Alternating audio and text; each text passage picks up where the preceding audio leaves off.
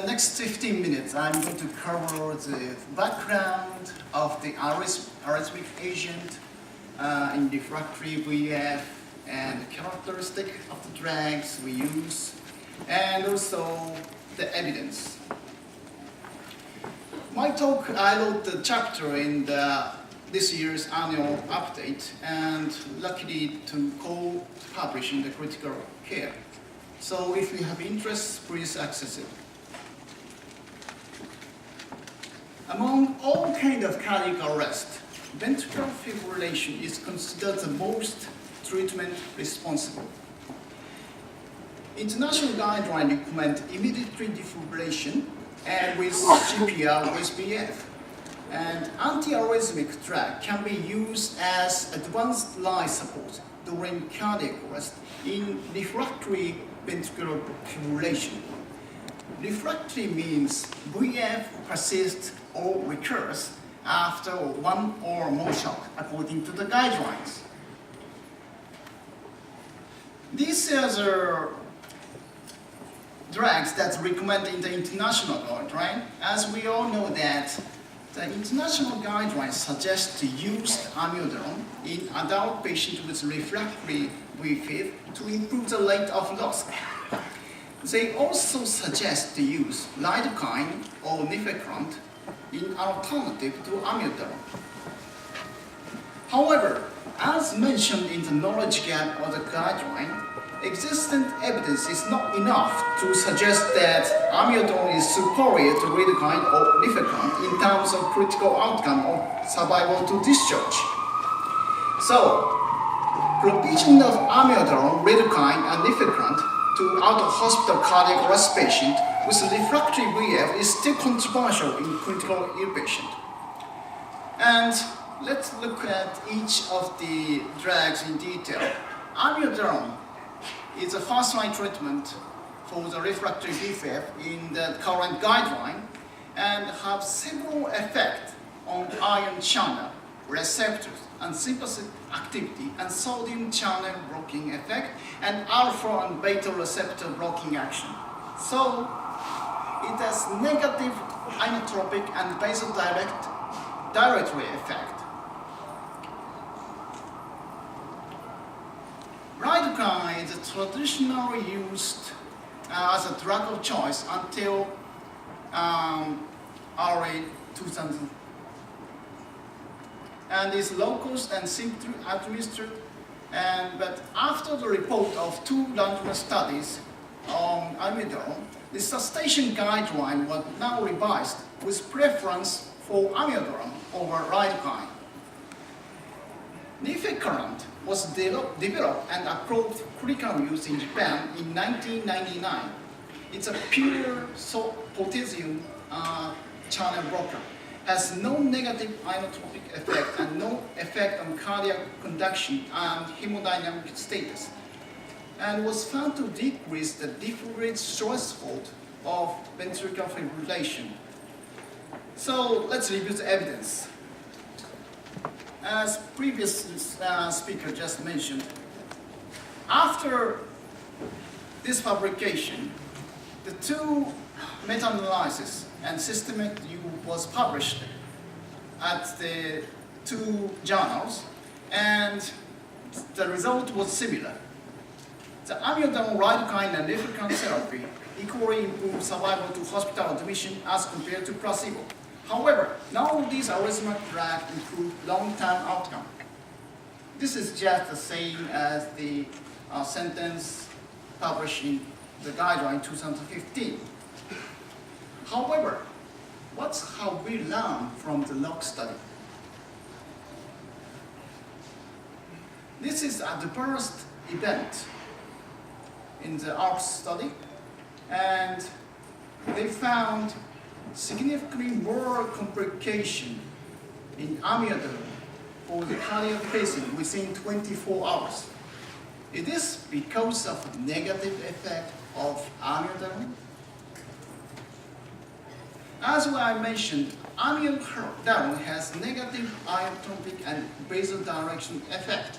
However, on the other hand, Nificurant has no negative effect on hemodynamic status after loss.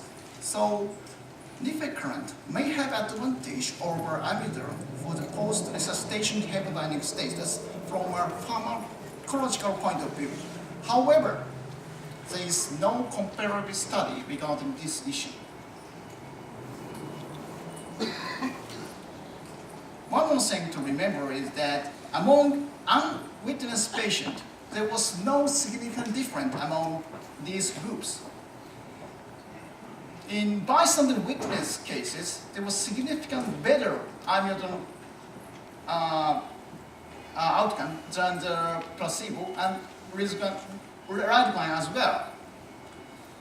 So the hypothesis that the earlier provision of the drug, the better outcome. Yes, but how can we implement in this result into the clinical practice? Some countries, including Japan, EMS were not allowed to provide anti-arrhythmia drug in the pre-hospital setting. In the ALPS study, the provision was performed in 19 minutes. That can never happen in Japan. We have to wait at least 30 or 40 minutes to reach to the hospital.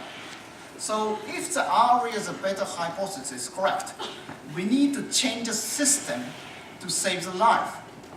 However, to change, I believe we need more data to confirm.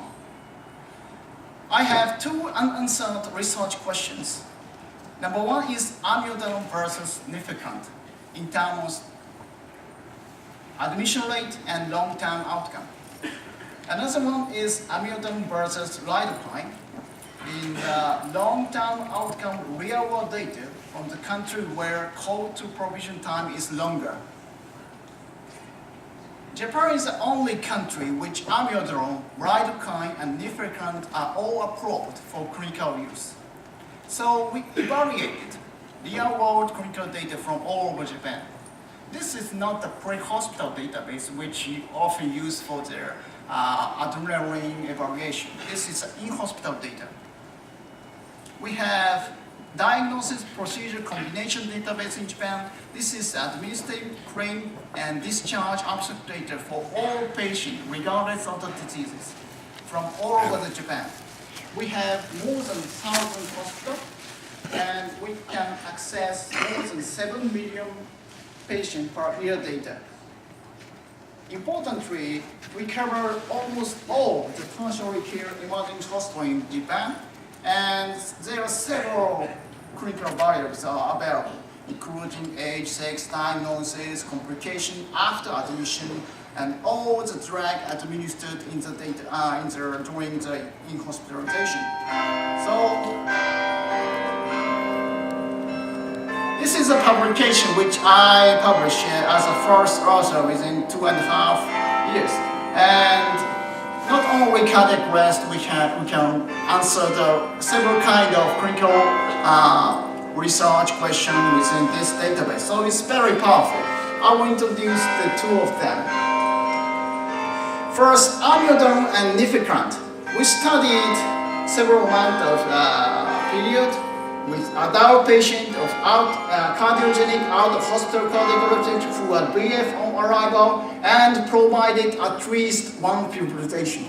So that is the definition of refractory VFib. And among all data, we study about 3,000 patients. We perform two kinds of analysis to address the issue of measured and unmeasured confounding factors. Maybe you're familiar with the propensity score, but to overcome the bias of unmeasured confounding factor, we additionally perform the instrumental variable analysis to confirm the robustness of the result. And this is the data. Amiodarone was approved by the Japanese government in 2007, so that's why we choose to evaluate after 2007. And we found significant increase of prescription of the amiodarone in Japan. Of course, we matched. So this is the result.